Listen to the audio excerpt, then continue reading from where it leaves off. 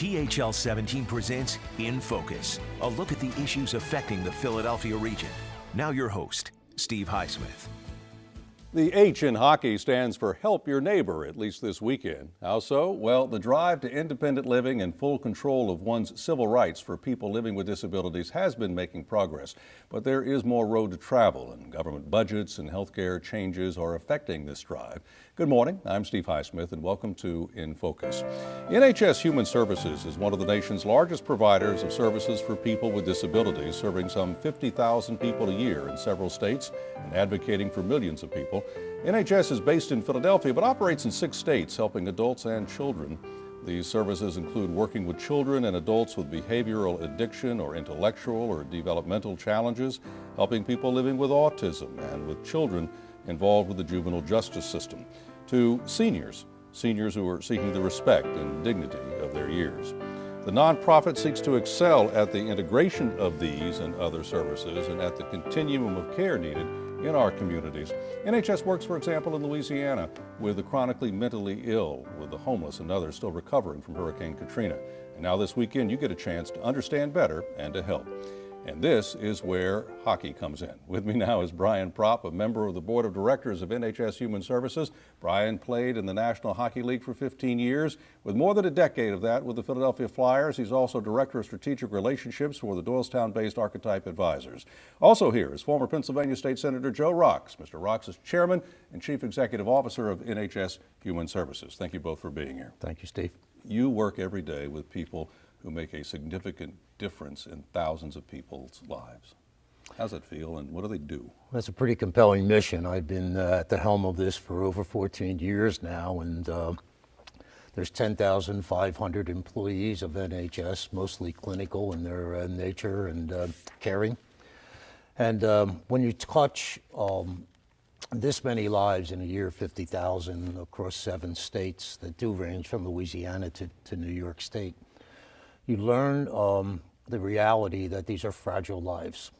Oftentimes, they are not just fragile to the point of being endangered, but our job is to give them a better quality of life. So the mission is something, I thought I had life-changing experiences before this, 4 years United States military, business leader, public service in our legislature. Nothing has compared with the challenge of facing the mission of NHS every day and night. Well, Brian, you're a board member. You've been a board member for several years, but this weekend you're really front and center because there's a big event that happens tomorrow. Well, there is, and we're really looking forward to it. It's NHS Goals for Giving hockey game. It's Flyers alumni are playing against Chris Dutton's team that he's put together for the past 10 years to help raise funds for the different programs at NHS. We will have players like Bob the Hound Kelly, Joe Watson. Some of the newcomers that we've brought on board are Faust, Ray Allison, Todd Fedoruk, a lot of known names from the Flyers alumni. But the game is at Northeast Skate Zone in Philadelphia. It starts at 1:30, and then from 3:30 to 5:30 we have a separate event at Chickies and Pete's on Roosevelt Boulevard. So we're looking for people to come out, support NHS, watch some hockey, understand more about what NHS does, and every dollar really is needed today for all of the programs that NHS have. It's a fun event. What Brian's explaining, he's bringing in a lot of ringers. Now, for 9 years. I wondered how long it was going to be before we got to the actual competition. We've lost for 9 straight years. I was going to ask, the Blues have lost every year, have they not? Yes, but coming up, this is our 10th anniversary. We have high hopes. They've been drafting You can see why Joe got the position he did. He's an optimist. Yes. Sometimes in the face of facts that just would say a different story. But nonetheless, he's an optimist. So, as I said, this is a fun event.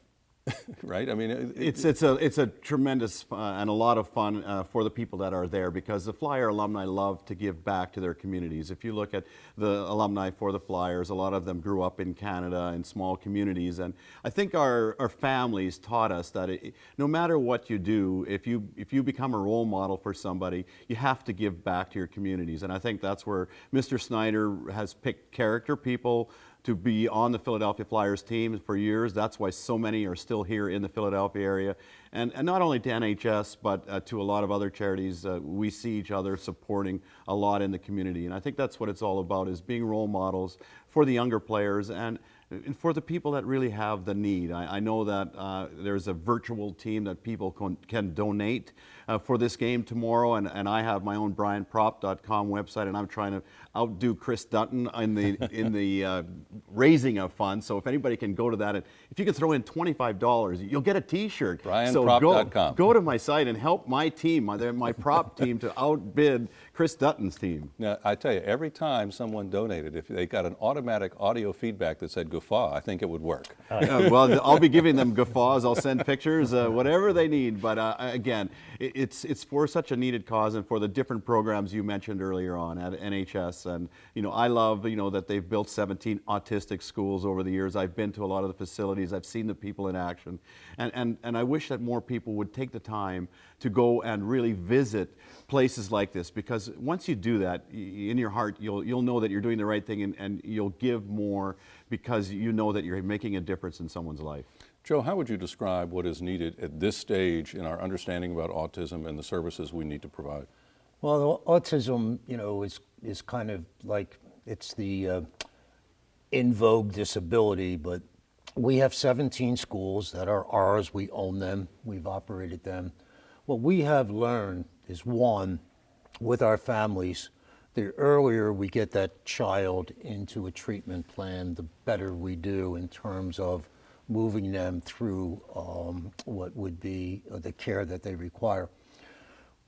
After we did what everybody else does in this field, we were therapeutic staff that went into the families' homes, and we worked with the kids. Our families asked us if we could have day programming, so a mom might be able to go back to a part-time job. They could put a little more time in with the siblings who are very impacted by an autistic child. So we started daycare programming. We have over 20 centers now called Stepping Stones. And after we succeeded at that, on a continuum of care, the families asked us, can you educate these kids? So I had a few showdowns, a little bit, with some school districts across the Commonwealth in particular, because they covet those special need dollars. But the autistic kid was the other kid in the corner who was not getting educated. So I would kind of appear at a school board meeting and basically, tell the superintendent and president that, look, I'm going to explain two things here.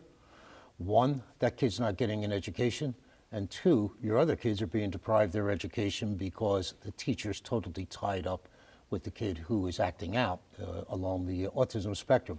So we've had tremendous success with this. What do we know today? Research continues. I believe in my lifetime, God willing, there'll be a cure to autism, and most of us who are in this field believe that. There is a spectrum of ways in which people are helped, the services that your people at NHS provide. And let's take a look at a lot of what NHS does. It hits people on a lot of different levels. Take a look. Oh my goodness. Faced with new challenges, such as the growing number of seniors in our population, the explosion of newly diagnosed cases of autism spectrum disorder, and the alarming increase in children with severe behavioral health problems placed in the juvenile justice system, NHS continues to expand its service continuum to incorporate new specialized programs that can address the multiple challenges faced by individuals. NHS developed one of the first therapeutic foster care programs, which enables children to have a positive home and family experience, coupled with intensive counseling and care when their natural family is unable to deal with their behavioral challenges. NHS developed one of the first educational models for young people with autism, providing them with the educational and social experiences they could not receive in a regular school setting. Today, the NHS continuum of care for individuals with autism spans a lifetime.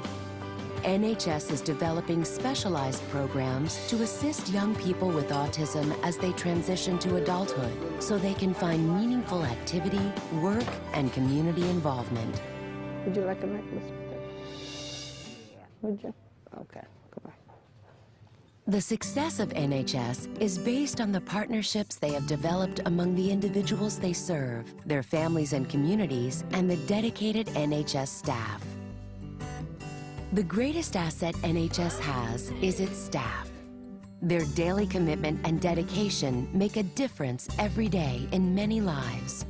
They are what sets NHS apart and makes it the best provider in the country. They work constantly to make sure that every individual in the NHS care system is afforded the best opportunities to achieve their personal goals and reach their fullest potential. With a mission deeply rooted in history, NHS looks to the future with the same intense dedication to service and with the same commitment to improve the quality of life for vulnerable people, one individual at a time. A very far-reaching organization. The healthcare law changes that we've been seeing the last few years and see in an ongoing way this year and even next year, are these affecting folks like we see in the video? Yes. We don't know the full impact yet of what healthcare reform is going to turn out. You know, there's this tension between controlling the cost of healthcare, so that means budget cuts, and providing more universal care, which would mean access for more people. At this moment in time, we don't know what the result's going to be other than we have to watch it every day. You are interested in long-term care also and in what we call the continuum of care. How is NHS responding to those things? A lot. We talked about autism services. You know, the next big challenge is going to be adults with autism, because the Medicaid dollar, which does provide a nice level of support for very young children up to the age of 21. I had an appearance before a U.S. Senate subcommittee, and I asked them in D.C. if they could just tell me, since we all had the first name on our placard, I asked them, could you tell me your secret? How are you curing autism here in Washington at age 21? Because I got people that are 22, 32, 60, 70 that are autistic. So there is a huge challenge now in providing adult services. All right, we'll hear more on who is served by NHS Human Services and how this help works, and of course more on the big hockey game tomorrow ahead on In Focus on PHL 17.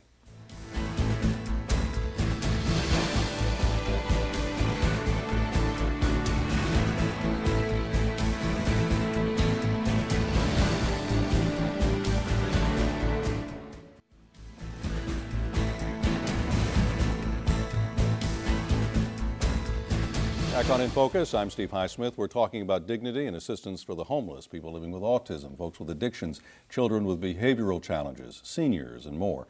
With me are former Philadelphia Flyer and current board member of NHS Human Services, Brian Propp, and Joe Rocks, chairman and chief executive officer of the Philadelphia-based NHS Human Services. So this big hockey game that's happening tomorrow, the 10th Goals for Giving outing that takes place at the skate zone. So Brian, do you score every year? Oh, yeah. It's very difficult for me to back off and not score. I love to win at everything that I do. I can't play cards with my family. So you don't ratchet it down at all? Not at all. He notches it up. I need to do a few guffaws because the fans, that's what they're there for. They want to see good plays. They want to see scorers score. They want to have some fun with that. But the Blues team that Joe is leading here and others, they have never won. I mean, they're worse than the Washington Generals and the Globetrotters. But they give a valiant effort every year, and they always bring a goalie that makes about 60 saves. So, I mean, they keep it fairly close. You have 60 shots on goal? Oh, yeah. At least, you know, and it's our guys, you know, when the game is close, they want to turn it up a little bit. But it is a lot of fun. Wait, the games are close, Joe? No. Okay. For a while, they are, but it's Chris right at the Dutton's beginning. team, and Chris Dutton, who's also on the foundation board, has done a wonderful job of setting us up over the past 10 years. And last year, NHS, along with Chris Dutton, have raised the funds in this event to up to about $85,000. We're looking at trying to raise $100,000. That's why those donations on my virtual team will start adding up a little bit at a time. And but it's a great event where they run it really well. They've got some silent auction items and baskets before the game.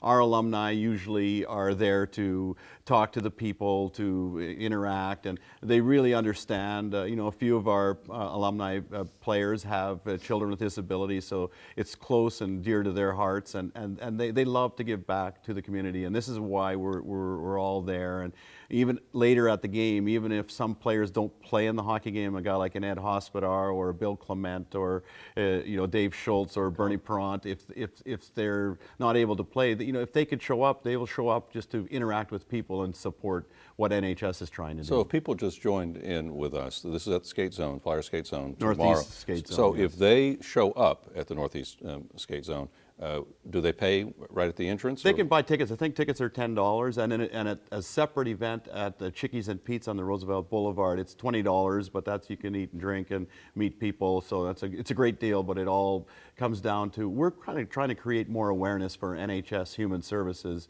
and what they've done in the 7 states. And there's going to be a continuing need because I see NHS as continuing to grow under Senator Rock's leadership. Well, it's amazing. NHS is one of those organizations, and you're not the only one that falls into this category, but you're certainly near the top, if not at the top, of a quiet giant, somebody that affects so many people but has flown under the radar. Right. I mean, you haven't, been saying, look at me, look at me. Well, we don't have a marketing budget, so, our job every day is the mission and just carrying out what our charge is. But we have a lot of fun at this game. By the way, we will win before the Sixers do. Just want to serve notice on Brian. But the cool thing with the after party at Chickie and Pete's, the Flyers all come. So for that Flyer fan base, which in the Northeast is itself so strong, they just get to sit and mingle with the guys that they knew as Flyer legends. It's a great afternoon. So the game's roughly a couple of hours, right? 1:30 to 3:30 in that time frame, and then after that at Chickies and Pete's, correct? Yes, and it seems for whatever reason the older alumni have better stories to tell than the players of today. I don't know why. I think it has something to do with making it up. No, we always remember things a little differently as the years go by. Plus, we get a great turnout for the game of a number of our consumers that come. They come as far from our juvenile justice up at the academy, certainly our IDD world up at Woodhaven and on Vary Road. They come out in large numbers. Well, if folks are not familiar with NHS Human Services, we've been telling you a little bit about them, but also take a look at just some of these categories, are categories of areas in which they work. Addictive diseases, autism, education, for example, other areas they work in, intellectual and developmental disabilities, juvenile justice and mental health. This is really a wide spectrum, and there are other areas that they work in with elder care and traumatic brain injury and the treatment and foster care, all kinds of things that are involved in. Is there an emphasis on any one of those more than another? Do you see a growing trend, either a need that's being unfulfilled? Not really. I mean, the needs are all there. What we do see, because of our size and leadership in this country, we are looking to be on the cutting edge of what the future is. So there are 2 things that drive us there. One, both costly, is technology. And, the establishment of our electronic health record, which will be the best in this nation, so that we can interact then with all parts of healthcare across the whole spectrum of it. And secondly, the integration of care is the future, to take primary and physical health care and integrate it into our services. I'll give you an example, Steve, quickly. We have in our one methadone clinic, we're a methadone recovery model because we can get you off the methadone in about 7 months or so. I'll tell you about a heroin addicted person. They beat their bodies up badly. So the surest way for a relapse is not what we do in the treatment of the opiate addiction. It happens to come because high blood pressure, heart disease, all kinds of physical breakdown that they may incur going forward after there. So if we can have the primary and physical health care as a part of our care, then these lives are going to be better served. And we've seen such an increase in heroin addiction, driven by the addiction to painkillers. That's been the last decade a scourge. Addiction to painkillers. In our corridor where we live between New York and Washington, this is the purest and least expensive heroin that's ever hit this market. We'll have more on this in a moment, more on NHS Human Services and goals for giving as we continue on PHL 17.